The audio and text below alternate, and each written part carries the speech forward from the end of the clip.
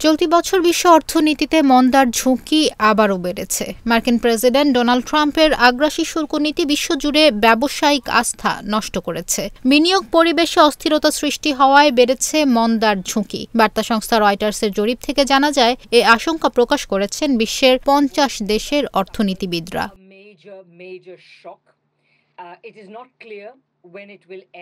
তিন মাস আগেও বেশিরভাগ অর্থনীতিবিদ বিশ্ব অর্থনীতি নিয়ে ধারাবাহিক ও শক্তিশালী প্রবৃদ্ধির পূর্বাভাস দিয়েছিলেন। কিন্তু মার্কিন প্রেসিডেন্ট ডোনাল্ড ট্রাম্পের বিশ্ব বাণিজ্য পুনর্গঠনের উদ্যোগের সিদ্ধান্তে টালমাটাল অর্থনীতি, বিনিয়োগকারীদের আস্থা নড়বড়ে। এ নিয়ে রয়টার্সের জরিপে অংশ নেন ৩০০ জনের বেশি অর্থনীতিবিদ। তাদের কেউই শুল্ক নীতির ইতিবাচক প্রভাব দেখেননি। ৯২% অর্থনীতিবিদ বলছেন ট্রাম্পের শুল্ক নীতির প্রভাব নেতিবাচক। মাত্র ৮% নিরপেক্ষ মত দিয়েছেন, যাদের বেশিরভাগই ভারত ও অন্যান্য উদীয়মান অর্থনীতির প্রতিনিধি। ১৬৭ জন বিশ্লেষকের বেশিরভাগই এবছর বৈশ্বিক মন্দার উচ্চ ঝুঁকির কথা বলেছেন।